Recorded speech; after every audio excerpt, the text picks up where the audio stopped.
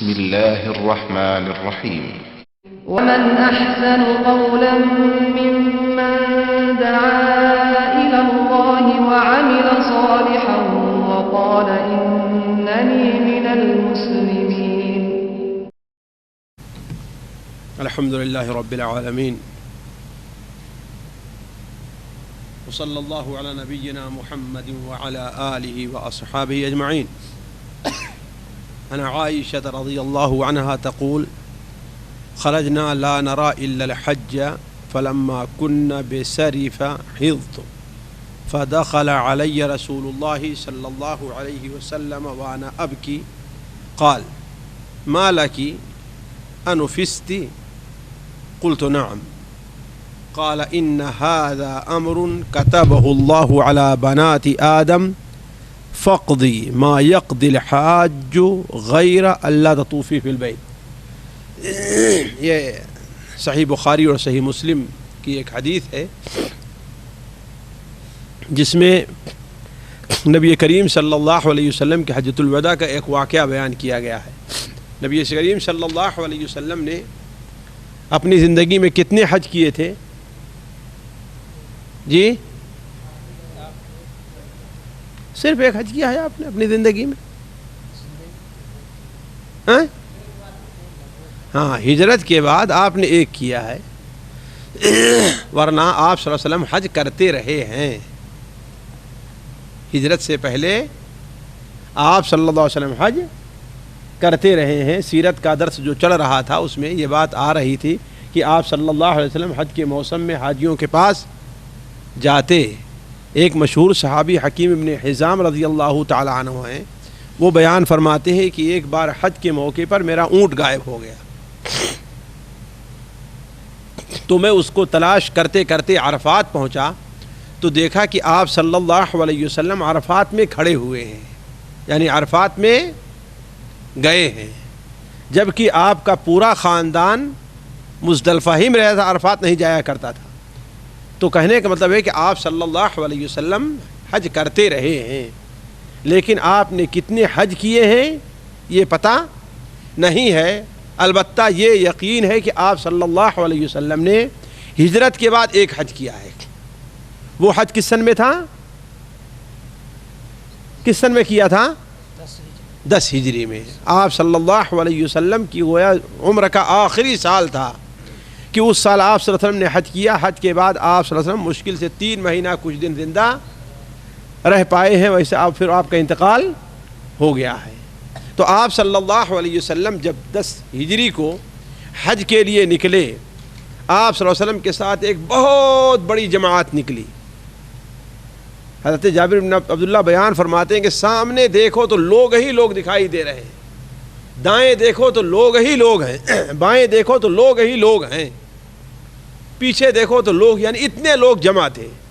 بلکہ کہا جاتا ہے کہ آپ کے ساتھ 1 لاکھ سے زائد لوگوں نے حج کیا ہے.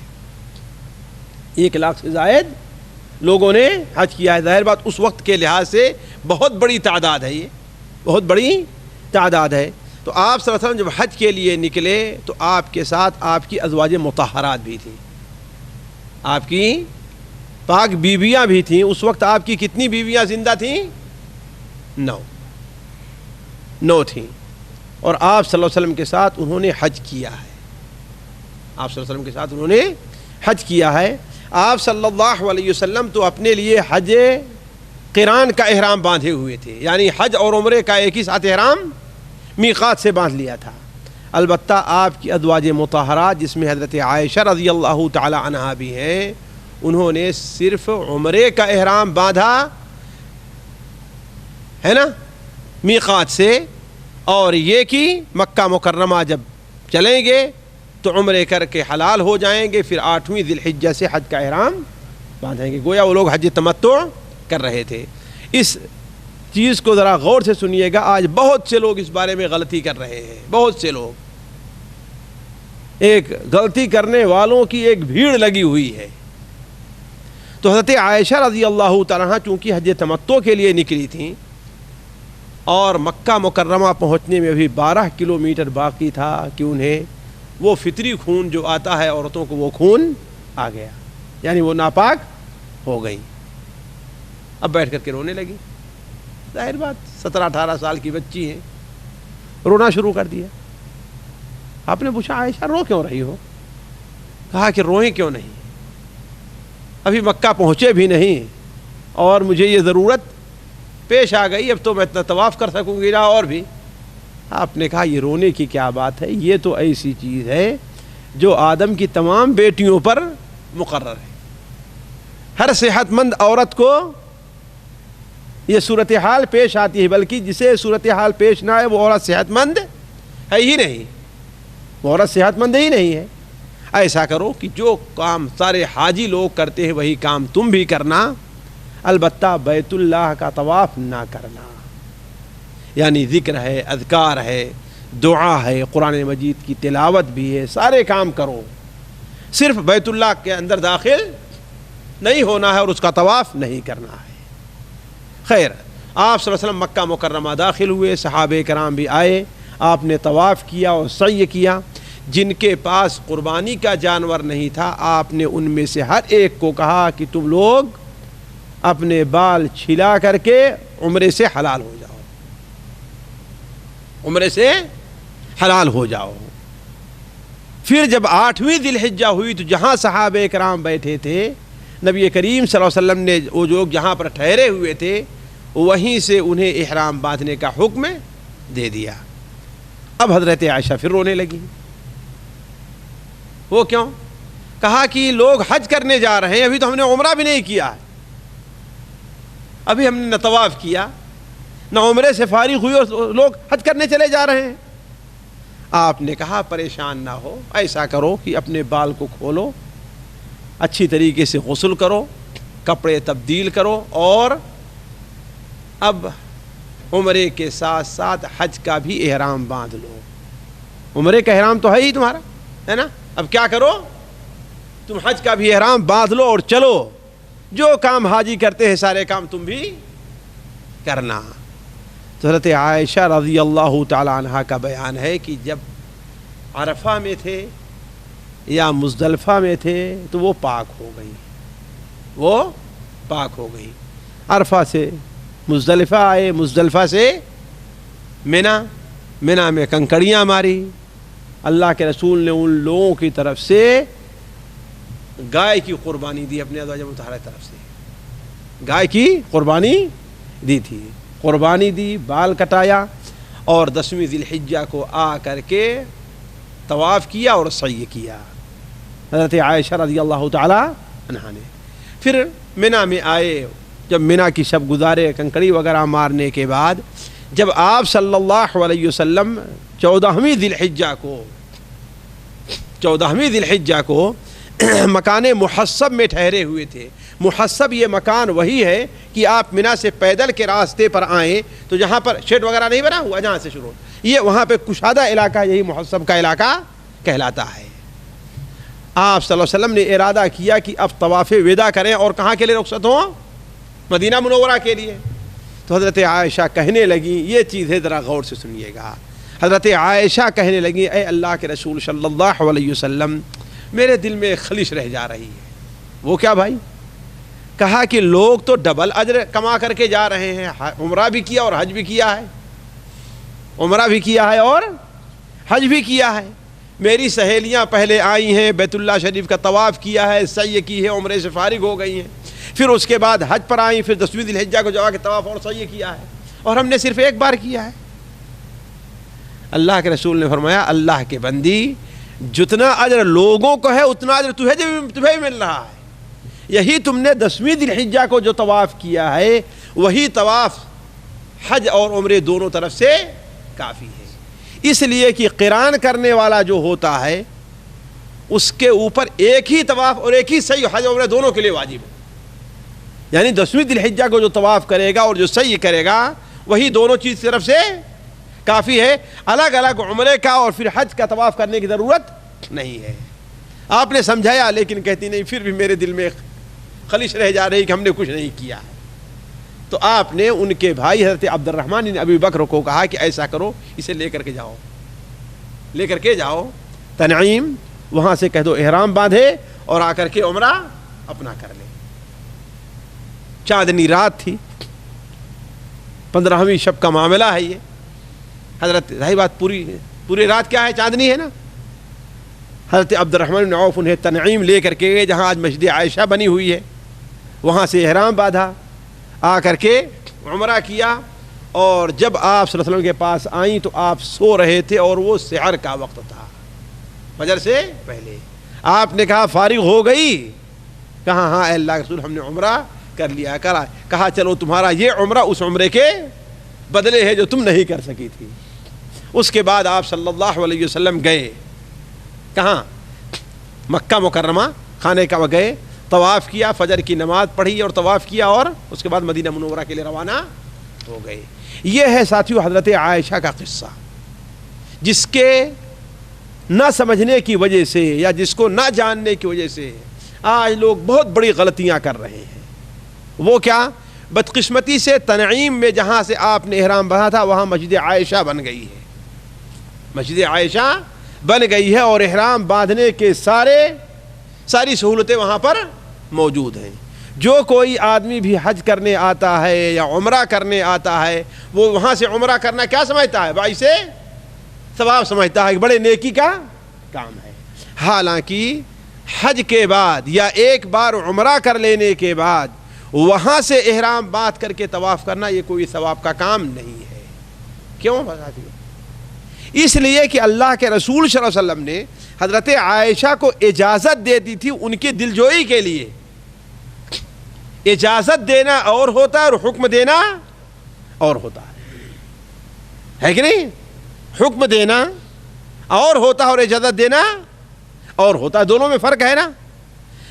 اگر وہ چیز کوئی باعث ثواب ہوتی تو اللہ کے رسول خود بھی عمرہ کرتے کہ نہ کرتے وہاں سے عمرہ، لیکن آپ وہیں پر ٹھہرے رہ گئے، آپ عمرہ کرنے نہیں گئے. حتیٰ کہ عبد الرحمن ابن ابی بکر جو حضرت عائشہ کے ساتھ وہاں سے لے کر کے وہاں تک تھے، انہوں نے احرام نہیں باندھا، انہوں نے عمرہ نہیں کیا. ذرا سوچیں آپ، سارا کام کیا کہ نہیں کیا؟ اپنی بہن کے ساتھ وہاں پر گئے بھی، انہیں احرام بدھوایا اور بیت اللہ شریف لائے، یہاں پر انہوں نے طواف کیا. ان کے ساتھ رہے ہو گے نا، صحیح کیا ان کے ساتھ بیٹھے ہی رہے لیکن تھے کہ نہیں تھے؟ پورا وقت لگا ہی نہیں لگا پورا وقت حضرت عبد الرحمن ابن ابی بکر کا، لیکن انہیں عمرہ نہیں کیا. اس کا مطلب کیا ہوا؟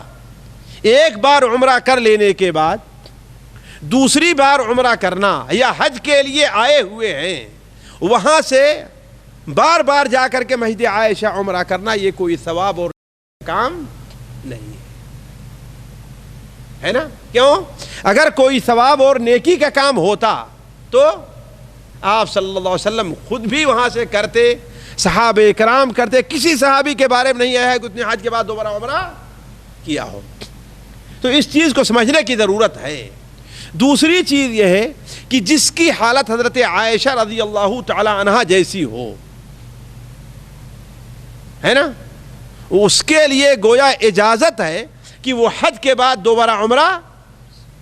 لیکن جس کی حالت، اگر کسی مرد کی ایسی حالت ہوتی ہے تو ٹھیک ہے وہ دوبارہ عمرہ جا کر کے کر سکتا ہے کہ نہیں ہے. اس لیے کہ اللہ کے رسول صرف حضرت عائشہ کو یا کسی اور کو اجازت نہیں دی ہے. ہاں بعض مردوں کو ایسی ضرورت پیش آ سکتی ہے. اب آپ کہیں گے وہ کیسے بھائی؟ آ سکتی ہے. یعنی حضرت عائشہ رضی اللہ عنہ ایک مجبوری کے تحت عمرہ نہیں کر سکی تھی نا، یہاں تک کہ 8ویں ذی الحجہ تو حج کرنے چلی گئیں.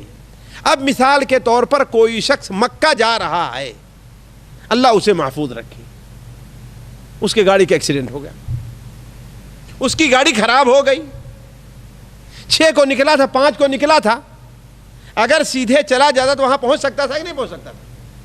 لیکن گاڑی خراب ہونے کی وجہ سے یا ایکسیڈنٹ ہونے کی وجہ سے اب 8 ذی الحجہ تک وہ مکے میں نہیں پہنچ سک رہا ہے، یا 7 ذی الحجہ تک 8 سے پہلے مکہ نہیں پہنچ پا رہا ہے. اب مکہ پہنچے گا تو لوگ کہاں جا رہے ہیں؟ حاجی لوگ جی مینا جا رہے ہیں. لہذا ایسا شخص اگرچہ حج تمتع اور عمرے کا احرام باندھا ہے، اسے چاہیے کہ اپنے عمرے کو کس میں بدل دے؟ حج میں بدل دے، اور مکہ جانے کے بجائے کہاں جائے؟ سیدھے مینا اور عرفات جائے. اب ایسا شخص گویا حج کے بعد دوبارہ عمرہ کر سکتا ہے. ایسا شخص اس لیے کہ جیسے حضرت عائشہ کی مجبوری تھی کہ وہ عمرہ نہیں کر سکیں، ایسے اس کے سامنے بھی مجبوری ہے۔ ایک آدمی جا رہا ہے، اچانک اس کی طبیعت خراب ہو گئی، راستے میں احرام باندھ چکا ہے، طبیعت خراب ہونے کی وجہ سے بخار آ گیا یا اور کوئی چیز، وہ عمرہ نہیں کر سکا، ہاسپٹل میں ہے، یہاں تک کہ اسے حاجیوں کے مینا جانے کا وقت آ گیا، تو ایسے شخص کے لیے کیا ہے کہ وہ اپنے احرام، تمتع کے احرام کس میں بدل دے؟ قران میں بدل دے، حج میں بدل دے۔ اور ایسا شخص حج کے بعد اگر دوبارہ عمرہ کرنا چاہتا ہے تو وہ عمرہ کر سکتا ہے۔ تیسری بات جو ذہن میں رکھنے کی ہے کہ مکہ میں جو شخص مقیم ہے، خواہ مکے کے رہنے والا ہے، مکے میں کام کے غرض وجہ سے ٹھہرا ہوا ہے، یا آیا ہے حج ہی کرنے کے لیے لیکن اسے مہینے، 2 مہینے، 3 مہینے لگ رہے ہیں، ہے نا؟ یہاں ہم لوگوں طرح نہیں کہ ہفتے میں گیا اور 2 دن میں گیا واپس چلا آیا، ہے کہ نہیں؟ اب اگر وہ دوسرا عمرہ کرنا چاہتا ہے تو وہ کیا کرے گا؟ وہ کیا کرے گا؟ کہاں سے احرام باندھے گا؟ جی کس میقات سے؟ طائف سے؟ یعنی ہم لوگ طائف، میقات طائف، ہم لوگ کہاں سے احرام باندھیں گے؟ طائف سے باندھیں گے؟ نہیں، ایسے لوگ میقات احرام باندھنے کے لیے کہاں جائیں گے؟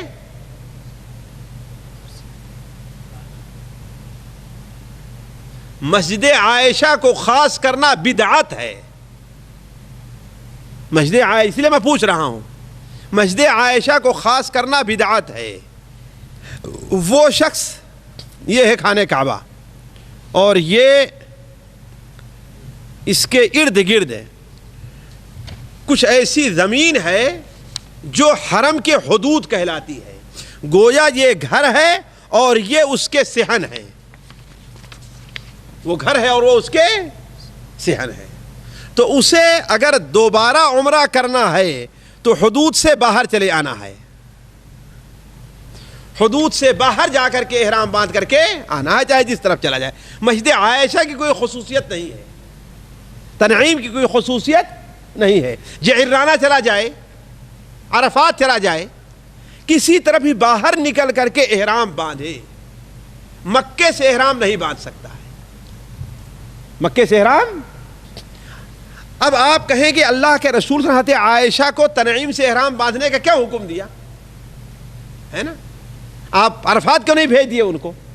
جعرانہ کیوں نہیں بھیج دیا؟ ہاں ساتھیوں، اس کی وجہ یہ تھی کہ جہاں آپ صلی اللہ علیہ وسلم ٹھہرے ہوئے تھے وہاں سے تنعیم مشکل سے 4-5 کلومیٹر تھا اور عرفات تقریباً 11-12 کلومیٹر تھا، ایسے ہی جعرانہ تھا،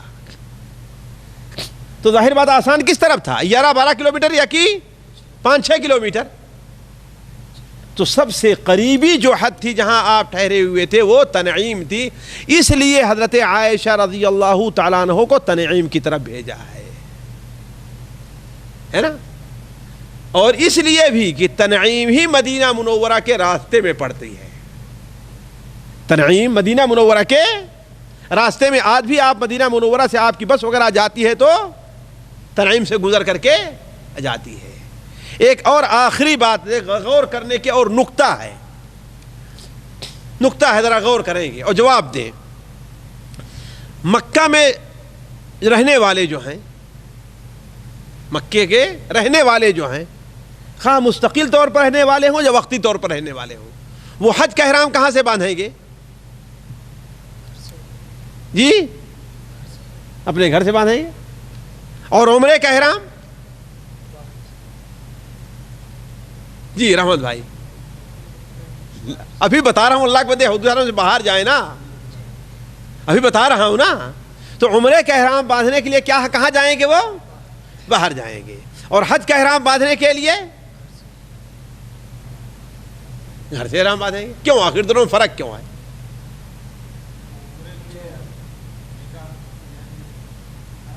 حرم کے باہر جانا ہے، اپنے گھر سے باندھنا ہے، کیوں آخر؟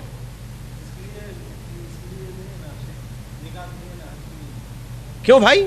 احرام باندھنے کے لیے جو ہے، احرام باندھنے کے لیے اگر جس طریقے سے عمرے کی میقات ہے مکہ میں جو عمرہ کرنے والے ہیں ان کی میقات حدود حرم رکھی گئی ہے، تو حاجیوں کی میقات ان کا گھر کیوں رکھا گیا؟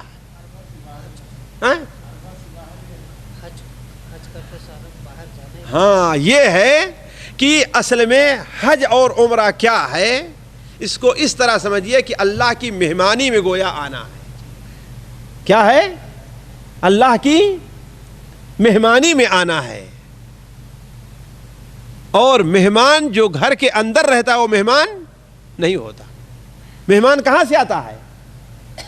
باہر سے آتا ہے، چاہے اپنے گھر ہی کا آدمی کیوں نہ ہو، جب وہ کہیں باہر سے آتا ہے تو ایک دن تو مہمان رہتا ہی ہے۔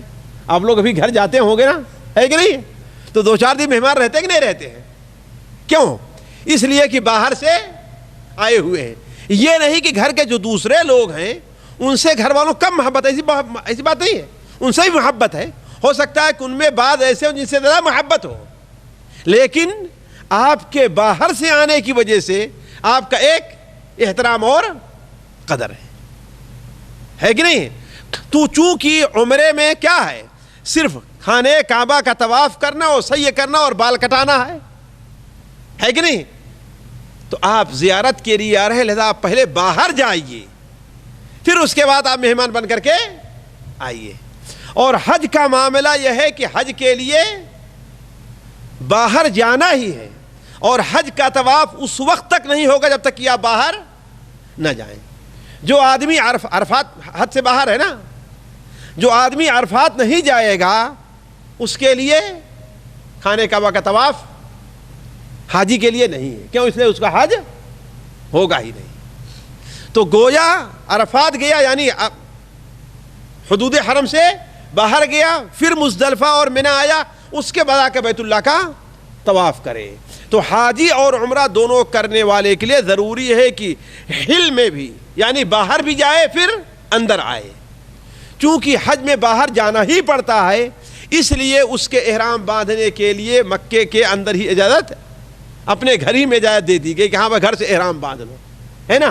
لیکن عمرے کے لیے، عمرہ کرنے کے لیے باہر نہیں جانا پڑتا، لہذا یہ کہا گیا کہ احرام باندھنے کے لیے آپ باہر جائیے۔ یہ فرق ہے۔ تو حاجی لوگ جو مکہ کے رہنے والے ہیں یا مکہ میں مقیم ہیں وہ حج کا احرام اپنے گھر سے باندھیں گے، اور عمرے کا احرام کہاں سے باندھیں گے؟